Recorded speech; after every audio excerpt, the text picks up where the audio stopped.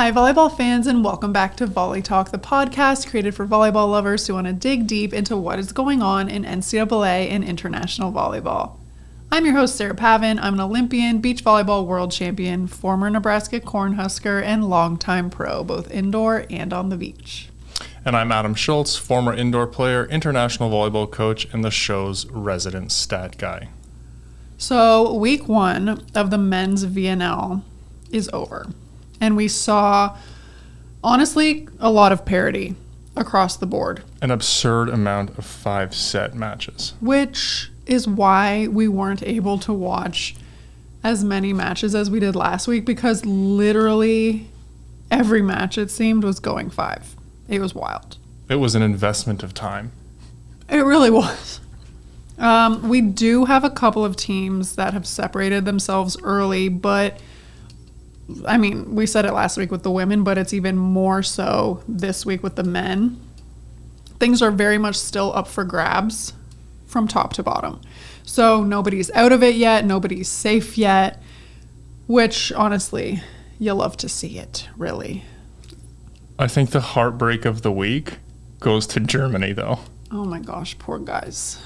They lost a lot of 5-setters. They won their last one, though. They did, and I was happy to see that. But up until that point, it was, man, you're almost there, and you're just losing in 3, like crazy. Yeah, it was tough. But we are going to take a look at what happened in that competition, share a little bit of news from the women's side as we head into week 2. As always, we're very excited to talk volleyball with you, so let's get started.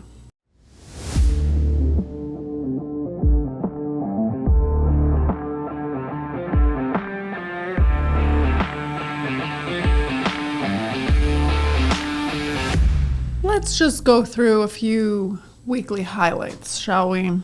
Of course, we always have to report on the Love signings. So we've got a few this week.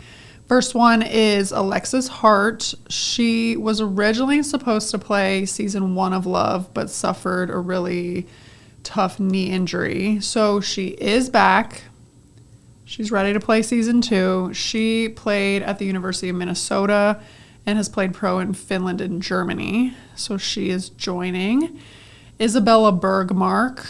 She played at Texas, I want to say in 2022, 3-ish. She played pro in France. Is she getting an invite to the national team?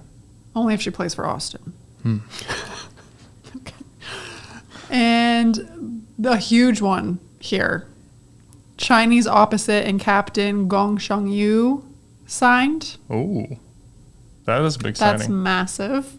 So they have collected a few big names so far. Do you know how old that Chinese player is? I want to say she's only like 26, 27. When That's I played in China, she was playing for the same team, Jiangsu. I want to say she was only like 17 at that time. Little baby. So she's probably around 26, 27 at this point. So yes, some big names. They are making it happen. So let's see what other players they're able to collect heading into this season.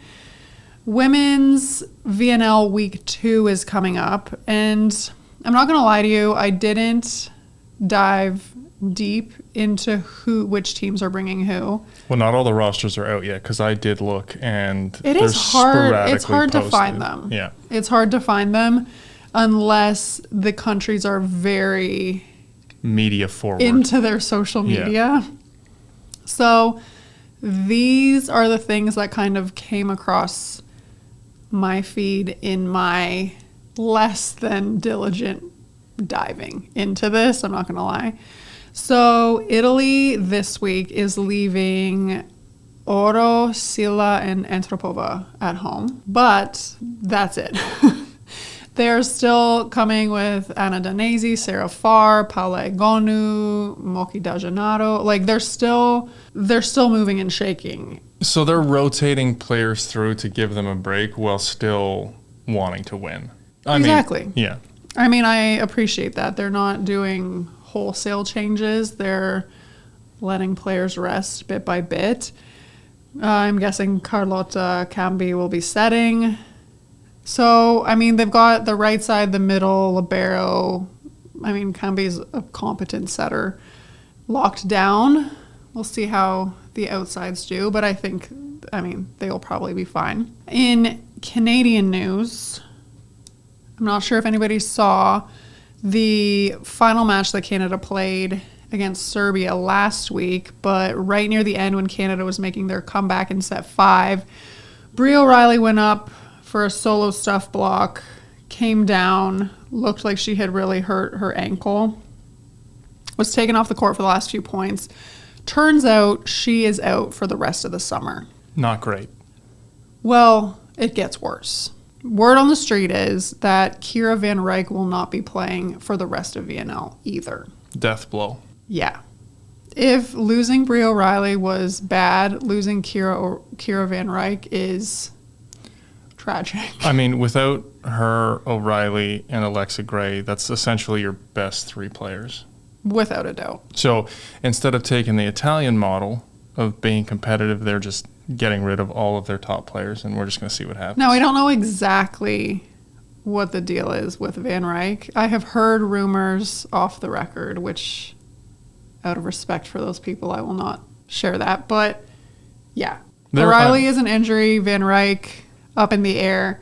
They're in trouble, period. It's not going to be pretty. They're not going to be able to score points. But you know what I think a positive is? And I never look at the positives, you guys, so remember this moment.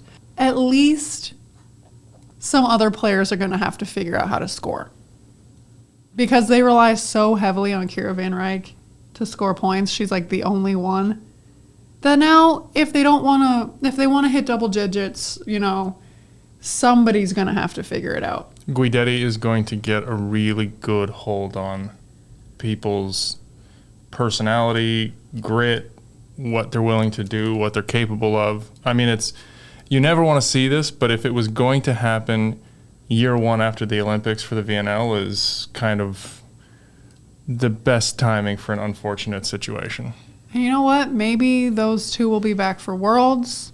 And then by that point, the other players will have had time to develop, literally being thrown into the fire. I mean, you're at a fork in a road in the program. Like, the VNL is either going to be an absolute disaster for them the rest of the way, or they're going to figure it out, and a couple people are going to step up and kind of earn a spot.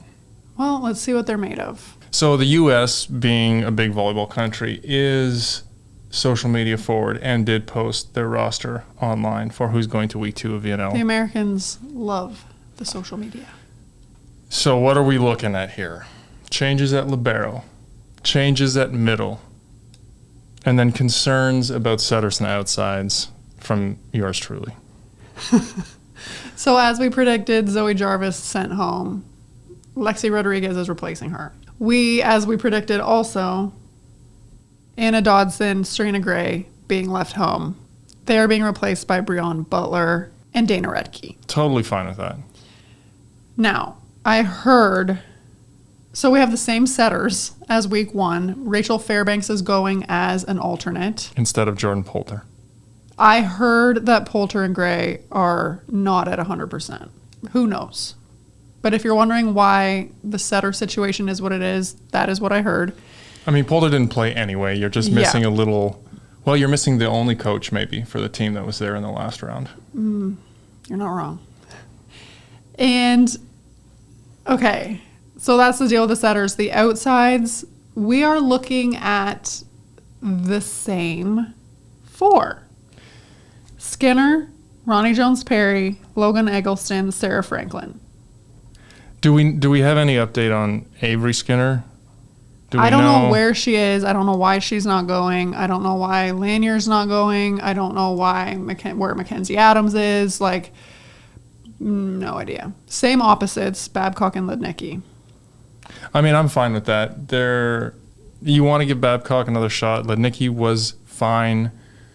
See if she can get a little more comfortable. I thought she was okay last time. I want to see her take a few more risks. I think she needs to be a little more terminal if she wants that spot. But, yeah, the outsides... Who's going to pass? Yeah, I thought you needed to make a change there. But I said it last week. Skinner and Eggleston can't be on the court at the same time. Can they be on the roster at the same time is also a question. Like, where are these other players? Anyway, that is what's happening. I had a lot of questions when I saw that roster. Honestly, given the injury situation that I've heard about and the changes they made, I'm fine. I can understand everything except the outside position. Yeah, I thought you needed to change that up. Now, if they're not available, they're not available. But one of those other three, you needed to bring, in my opinion. Change something. Yeah. Because you can't go 1 for 3 this week and expect to make it to playoffs. And their pool is no cakewalk. No. I mean, they have Canada now, who doesn't have any players going. So they already played Korea. I think Korea's going. Belgium's there. Yeah.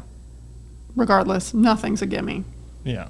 So we had a bunch of questions kind of asking us where we put our focus in our episodes and why we talk about what we talk about. So I know that we've done a lot of talk about the US and Canadian rosters, and that's because the majority of the questions that we get via Instagram or on YouTube are about those teams, and we have a whole bunch of American listeners. Now, I will say that there were a lot of Turkish fans who posted questions and asked, why are we not covering that team a little bit more? Fair. Yeah, we are more than happy to talk about every team. It's just like the feedback we get and the questions we get, that's kind of what directs our attention, because that's the engagement. So keep the questions coming. We're open to talk about absolutely everything. Those were the happenings this week. It'll be interesting to see which rosters from other countries show up at the Women's VNL Week 2. I'm expecting to see a few more complete rosters. Like, the players have had 2 weeks at home. Yeah. Like, I'm expecting to see a few more rosters that we might see at Worlds or more players. Or like a few more players. Yeah. I mean, again, you're not complete. You're going to rest some players, but I'm expecting a little more competition from the top rosters. Okay, so as we mentioned at the top of the episode, last week was week 1 on the men's side of VNL. So as a little recap, Poland is currently the only undefeated team. Is there any shock there? Well, and we'll get into roster construction a little bit later, but they've done that with none of their Olympians from Paris, which that is slightly shocking, I think. Japan, Brazil, Italy, Slovenia, they all have 3 wins. So those teams make up the 2 through 5 rankings. Japan was in Poland's group this past week. I believe Poland beat them 3-1. And then there are 6 teams with just 1 win. But Serbia is currently at the bottom of that group because they have just a 0.3 set ratio. So Serbia is currently on the bottom of both men's and women's.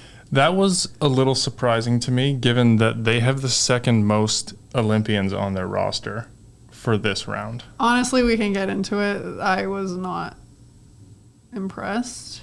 I don't think there were very many teams that I was unimpressed with this week. Like, you didn't have teams go 0-for. You didn't really have, a ton of blowouts. Like, they were competitive back and forth, teams winning sets. Like, it was a good week. Yeah, there weren't many moments that I was like, what is going on here? Anyway, and I know Serbia's second last in women, so before you type it in, don't worry. I know Korea's at the bottom. So, yeah, again, there's so much parity right now. The fact that Poland got off to the start they did is great. I think, the teams that are in the 3-win column, I'm not shocked. Poland starters are sitting at home with their feet going, attaboy, like, boys. Perfect. We're gonna stay home another week. No, they got to go to Chicago next week, and they have got a gnarly pool there. So we might, who knows what will happen? I don't know. You can never predict in these situations, but that is where we stand after week 1. There honestly is just like a small group at the top, and then everybody else is the same, pretty much.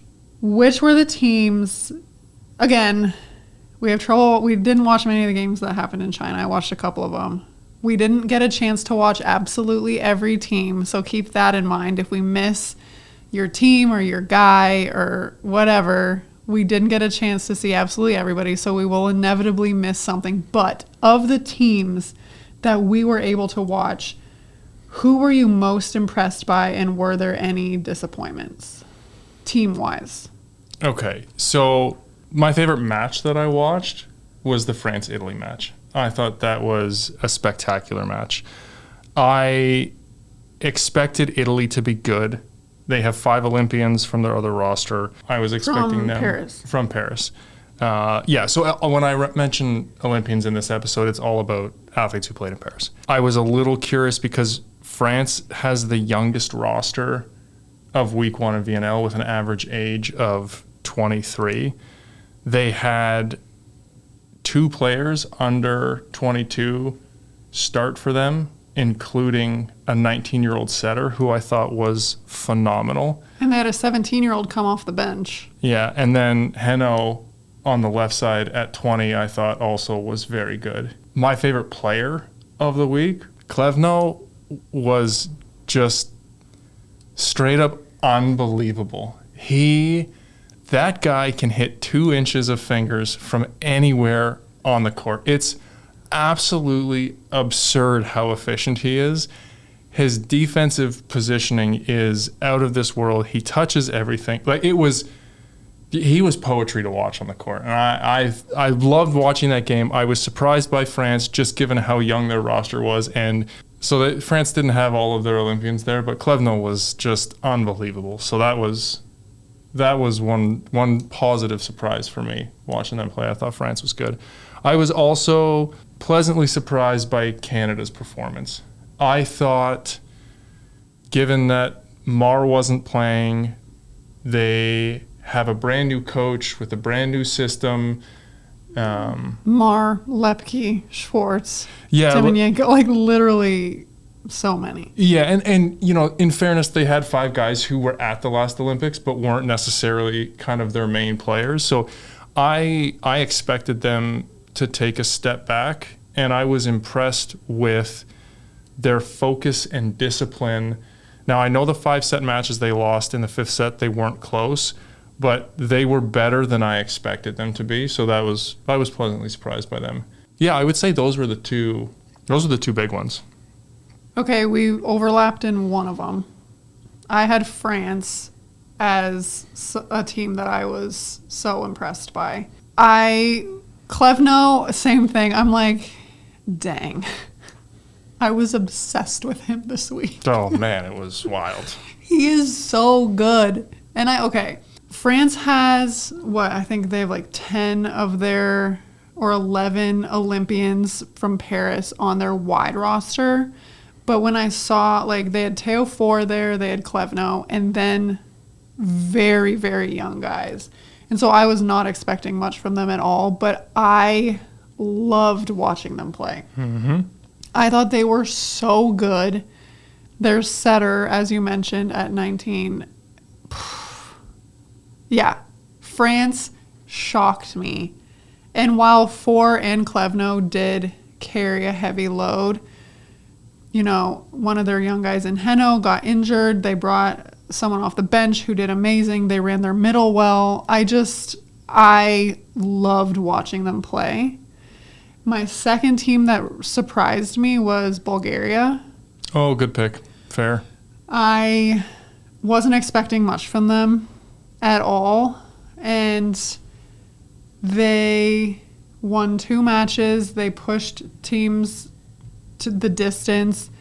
They kind of let up a little in their last match against Canada, getting beat 3 straight. But going into it, I was like, they'll be okay. But they managed to put some really good performances together. And yeah, they were also a pleasant surprise for me. And while their roster isn't technically younger than France's, they have 4 starters under the age of 22 playing big minutes for them, including, like you said, their setter. So they're only going to get better. Their ceiling is very high, I think. Were there any teams that you were less than impressed with. I didn't watch any games where it was blowouts, and I was thinking, man, this is not what I expected. And in fairness, before we talk about our highlights, I didn't watch Poland or Japan play.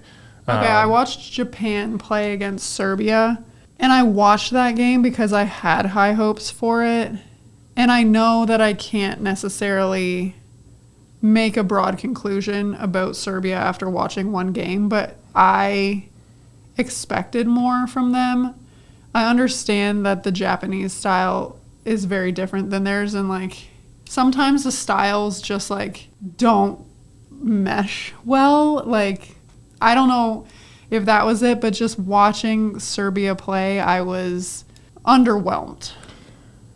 I will say one other thing that surprised me was I was expecting the Chinese men team to be the Korea of the men's side. Mm-hmm. They won a few matches. I didn't think they were going to. I don't think they're generally very good. Yeah, they won 2 matches. So I was, results-wise, I didn't watch them, but I was surprised by that in the standings. I thought Poland and Japan would come out on top of that group, and I thought Serbia would be better than they were.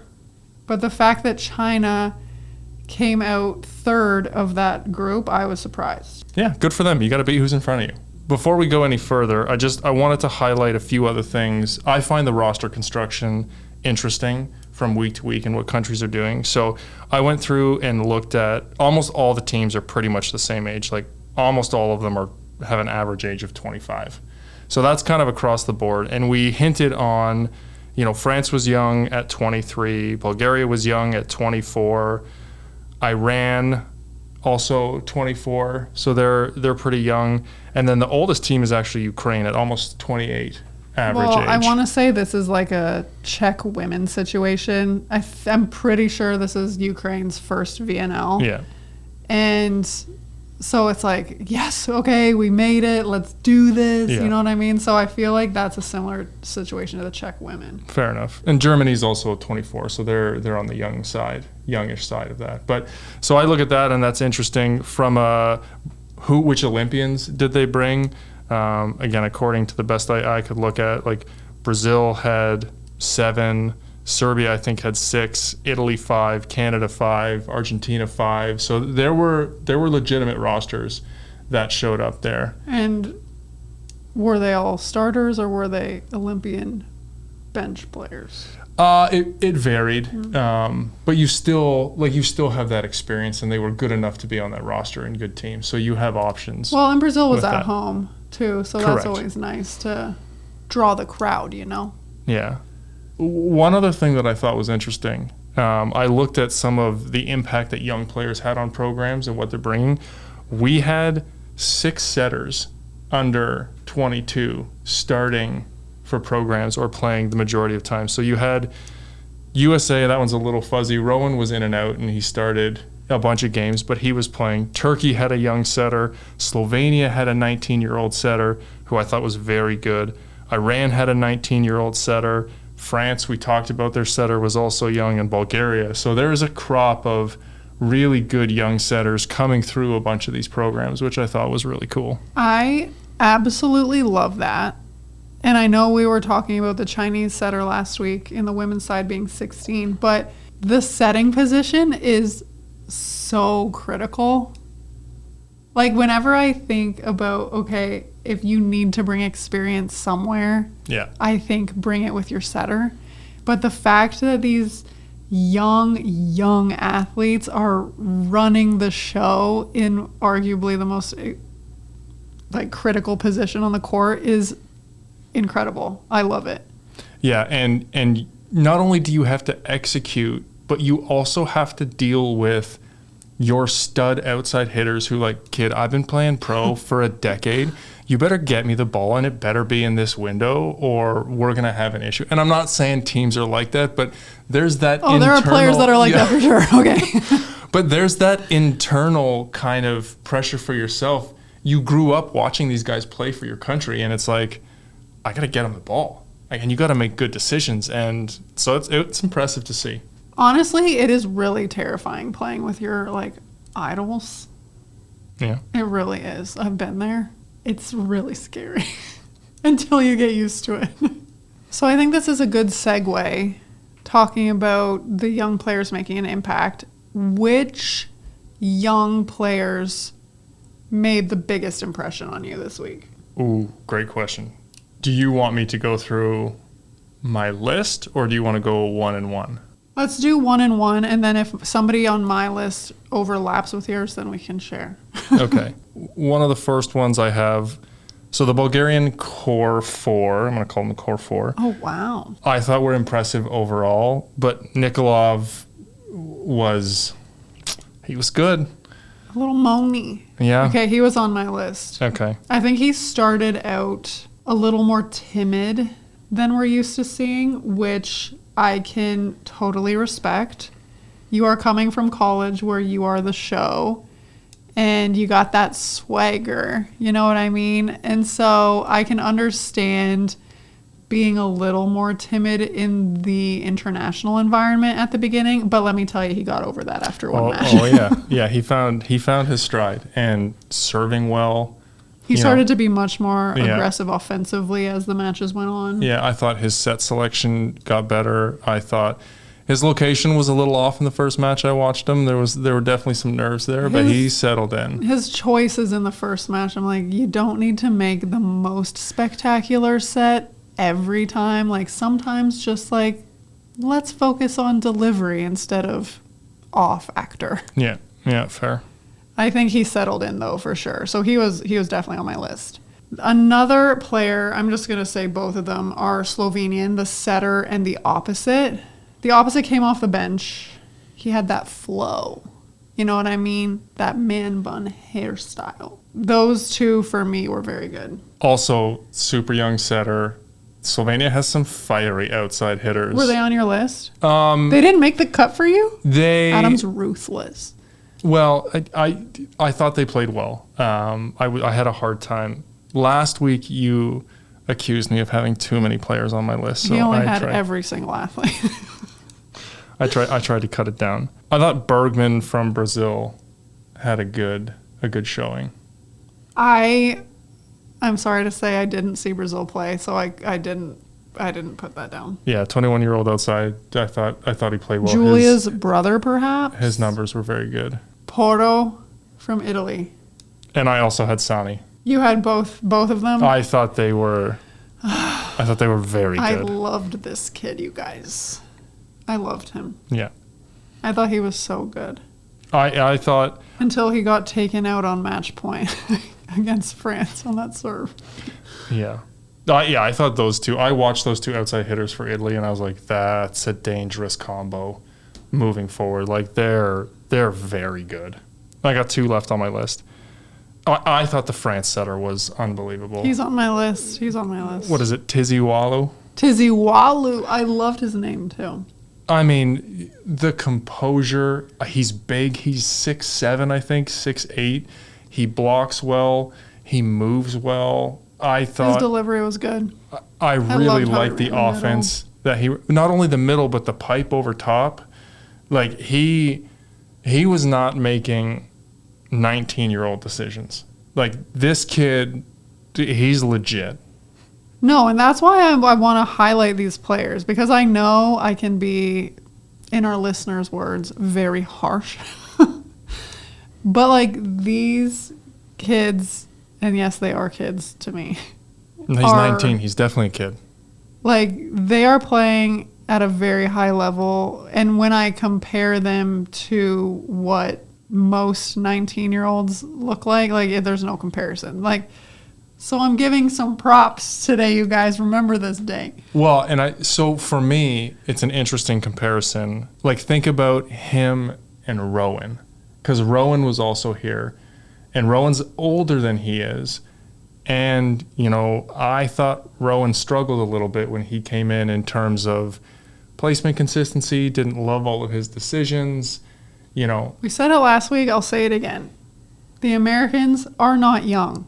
They are very inexperienced. Sure, but I'm highlighting that to draw the comparison between, younger and how he played. And again, I think Rowan's going to get there, but that was kind of the comparison in my mind when I was watching those two teams. I actually did have an American on my list. As did I. Cooper Robinson. Yeah, I thought he was very good. I didn't know what we were going to get from him. I didn't know if he would play, but he played a lot. He stepped up. He really stepped up, and especially from the back row, his attacking in the back row was outstanding. For me, I thought the biggest positive was his engagement and his emotion.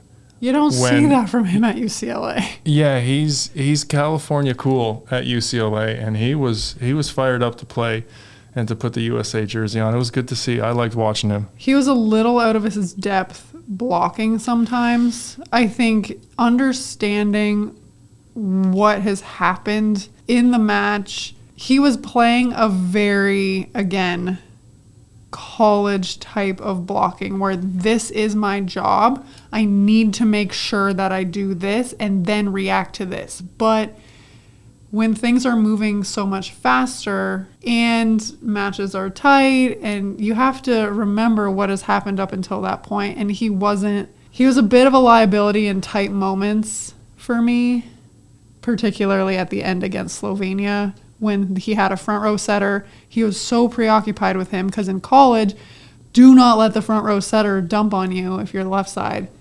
But the right side, they were flinging the ball back to the back row on the right side so fast, and he was leaving so much line. Yeah. It was impossible. That aside, his serving, offensively, his engagement, I thought was very good. That was my list. Did you have anyone else? I had one more. Gomez from Argentina. Oh, yeah, fair. He only played the first half, and then they used somebody else. But in the matches that he was playing, I thought he did very, very well. Yeah, I thought there were a lot of young players who played very well. Yeah. And I'm curious to see how this merging of some of the rosters comes together. Do these kids get chances to play week 2, week 3 playoffs? Like, are they earning their spot? Because there were a bunch of difference makers who were playing for rosters, and it'll be interesting to see how that kind of pans out. So one of the things we kind of hinted at last week, and there were lots of comments about this particular topic left on the YouTube channel, was kind of about the U.S. women's approach to coaching and what that looked at. And one of the comments I made was, I'm curious to see how Karch handles, a pretty similar situation to the women's roster on the men's side. And I got to say, it was night and day different, their approach. We watched a bunch of the U.S. matches, and after, I think it was the first match we watched, the U.S. wasn't very good. And they asked Karch about, hey, what did you like about that match?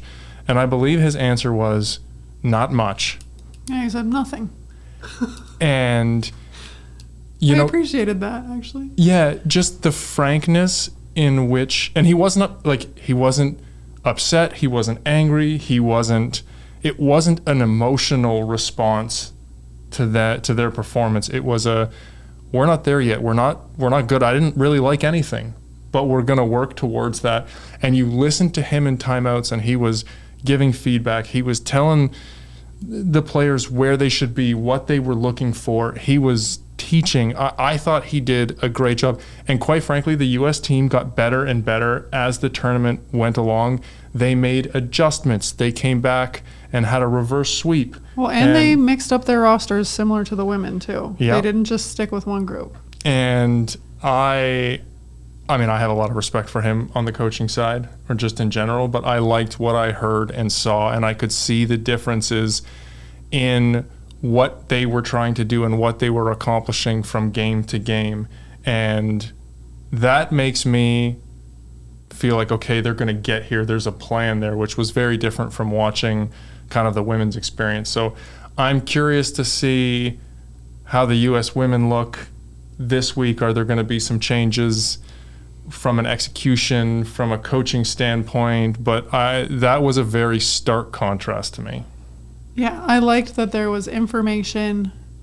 This is what they are doing. This is how we will counteract that. Defensive positioning, let's go here. Blockers, let's look at this. And even though he was honest about their lack of performance early, he also said, this is what we're getting into. This is part of the process of bringing along new players. And I really appreciate the honesty. Honestly, listening to a lot of the timeouts this week, a lot of the coaches were giving very technical, tactical feedback, which I appreciated.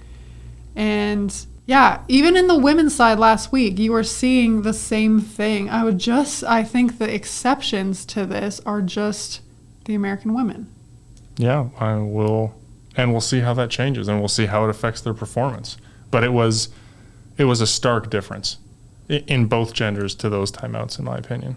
Well, week 2 for the men is being played in Belgrade, Chicago, and Burgas, Bulgaria. Ooh, that's going to be rocking. That being said, since we're playing in Chicago, I have a suspicion that we'll see maybe a Micah Ma'a, Eric Shoji return. I would say Shoji for sure. He's a fan favorite. He's been in the program forever. And they've got a really tough schedule. Yeah, it's not going to get easy on the men's side in Chicago. Belgrade, I mean, as you were saying, they brought a lot of their Olympians. So that will be interesting. Bulgaria, I don't know. I'm wondering if if France will be satisfied with who they brought, or maybe they'll trickle in some more of their veteran players. I wonder if Italy is happy. I mean, they won 3 of their 4 matches. They brought a decently mixed roster of experience and youth. Canada, I'm not really sure how much stronger that roster can get. Yeah, I'm not sure either. So, I mean, Poland, they won out. Are they going to bring some of their, more big-time names, or are they just going to they're in Chicago as well? I don't know. I'm not quite as familiar with the men's rosters historically as some of the women, but looking at kind of who brought which athletes and how young teams are, I think you'll see potentially the biggest moves in Poland and France, depending on how they're approaching you mean the out VNL. Of just what they can. Yeah, what they can. Like there you have the ability to make changes. I would imagine Germany's young.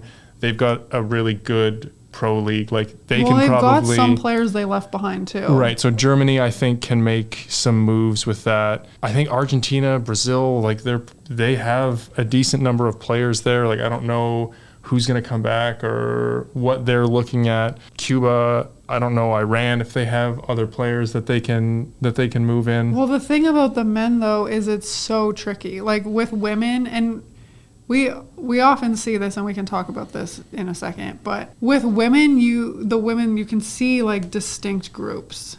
Like the usual suspects are usually the ones performing. It's just very differentiated. On the men's side, there is so much more parity that it's like I feel almost riskier to not bring your players, because when it comes down to it, it's going to be, a set ratio or points. Like the records are all going to be very similar. So it's like, how long do you want to wait? You know what I mean? Yeah, fair. Yeah, it's really interesting on the men's side because you do have some teams that can make adjustments, but there was nobody who was out of it this week. No, there were no gimmies. There were no teams who you're like, nah, that's a win. Like you have to manage it. The drop off is not nearly as big. And quite frankly, for some of these teams who left, talent at home, they've got young kids coming up. They've got players who are pushing. Like, yeah, I'm subbing this Olympian for a 22-year-old, but that 22-year-old, he's got that look in his eyes and he's coming. Like it's Yeah. So since we're on this track about parity in men and like kind of the separation with women, why do you think that is?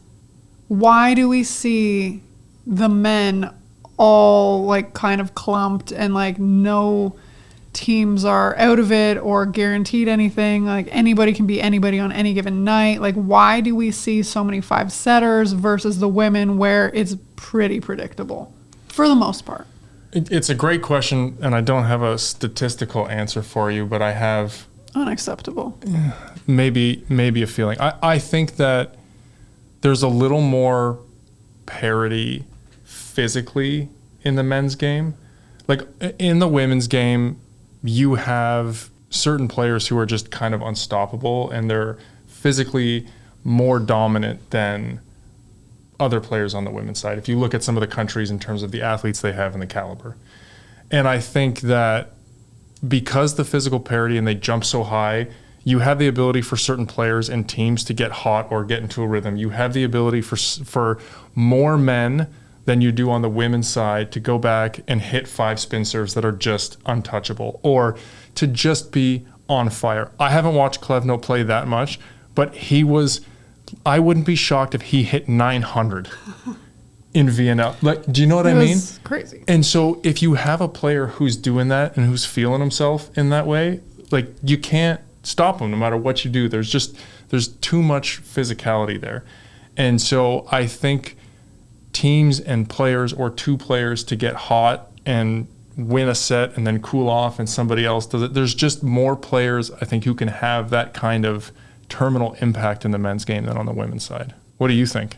No, I'm going to try to clarify what you're saying. So is it fair to say that women, while their technique is sound and they're very skilled, because of maybe some of the more physical limitations in jump height, sheer power, dynamic ability, compared to the men, you don't often see that type of just sheer domination, because the angles that a woman can hit are not the same. The power that they can hit with isn't the same. Whereas because of that physical nature of men, it just like brings everybody more together. Yeah, I think there's just more variability in which men can go off and win you a match, I think. Mm-hmm. And we're not sexist here. This is like just biology. Okay. Yeah, and that's not to say there aren't women who can dominate a match. Let me rephrase that. When you watch women's volleyball, you go, okay, in this match, I can pick, the potential 3 difference makers here.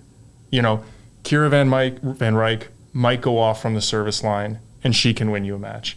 Eganu might have a match of her life and she's going to score you points. Even a Gabi who is solid technically and incredibly good can win you a match that way. But when you watch a men's match, the 22-year-old who came off the bench for the left side could score 8 points, and that's not unheard of. It's not shocking, and very rarely does that happen on the women's side where you're like, man, I never saw that player coming in here and dominating the match. And I think whether that's physicality, whether that's because the women are generally more technical than the men are, it's that factor. And I think a lot of that has to do with physicality and what you can do from player to player. We are going to be surprised at who shows up, who is sent to week 2 of VNL. Week 1 was very entertaining. As we said, so many 5-setters. So many. But it was a lot of good play, lots of fun. So it was very entertaining. Yeah, I'm excited to see who is sent to these locations, how these matchups play out, see how things shake down next week. Okay, let's dive into some listener questions. So this was a really interesting one that we got, and I think you might be uniquely qualified to answer it. So the first question was, why was Olivia Babcock float serving in the VNL week 1? And the preface here, for those of you who don't know, is she's got a very good spin serve that she used very effectively in the NCAA season this past year. Okay, I don't know for sure if this is the reason, but based on my experience, serving the FIVB ball after spin serving the NCAA college ball, it is so challenging. Okay, the ball that is used in college is so easy to spin serve. It just the weight of it, the way it moves through the air, the material of it, and then to make the switch to the Mikasa that they use on the FIVB, the ball is so much lighter. It's got the dimpled skin. Like, it's very unforgiving if you typically play with a different ball. That is my guess, is that she just could not get it to work, because as somebody who has had to make the switch in the past, it was very challenging to serve a Mikasa after serving the other balls. So they just float. Like, if you hit it remotely wrong, that thing is like in the stands. So that is my theory. The other thing I thought about potentially was the coaches just said, hey, you know, we're going to get you comfortable. You haven't played before. Focus on your attacking and your blocking. I will say, if you're a spin server, though, like, for me, when I was playing, spin serving was like my security blanket. If you're a spin server and you don't typically float serve, I would say it's more uncomfortable to switch and go to a jump float. And she didn't look comfortable. Yeah, her jump float wasn't great, but I was wondering if that was potentially part of it too. It also helps with attack rhythm when you're an opposite to just keep it going. But True. Anyway. Question 2. When a video review is called for a block or net touch, does the suspected person usually tell their team whether they touched the net or not?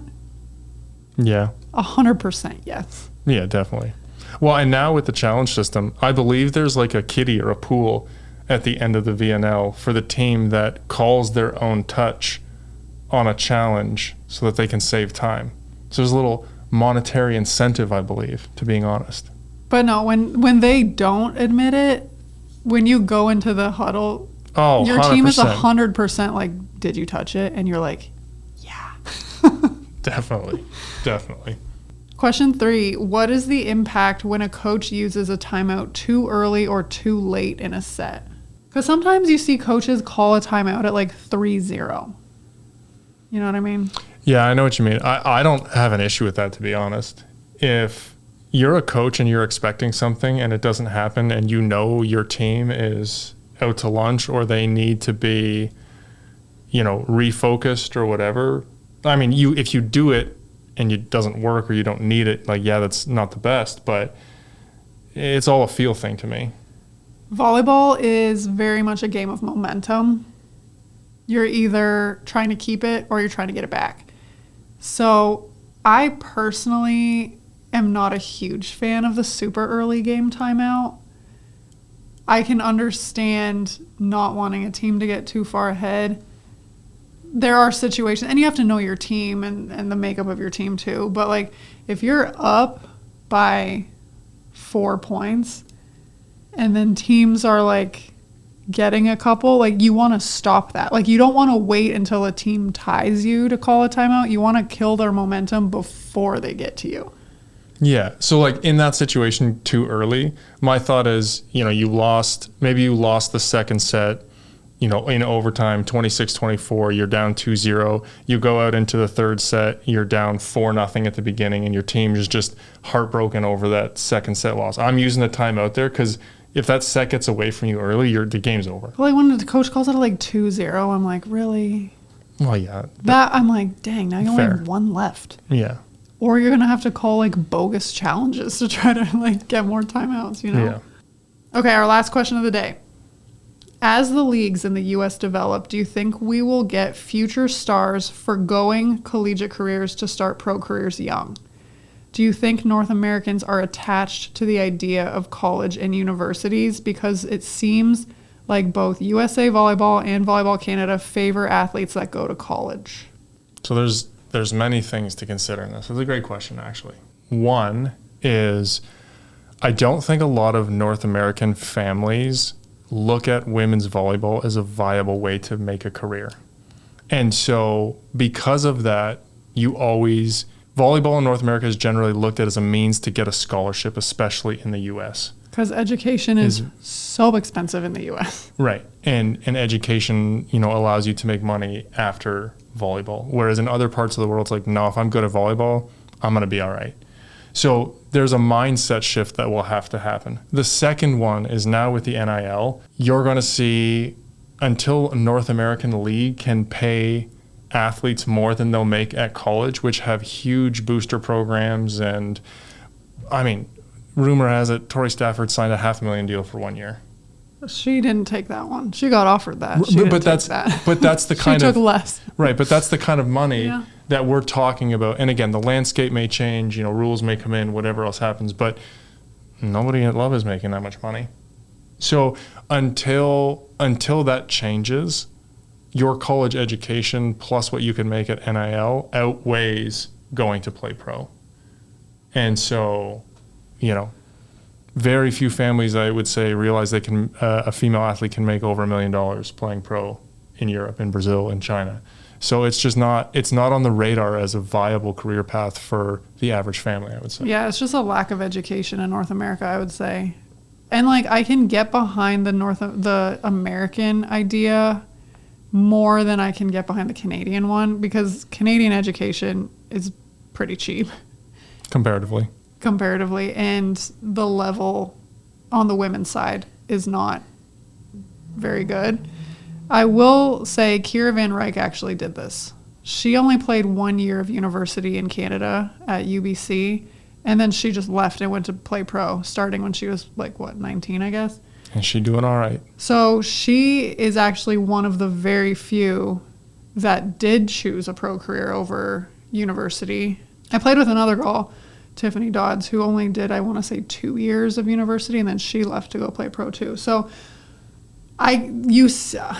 it's still very rare, but the only people that I know that have done it are Canadian. As you're a kid growing up in the U.S., it's become really good at volleyball so we don't have to pay for education and go into debt for ever. Yeah. But I personally chose to go into the NCAA system because I valued education.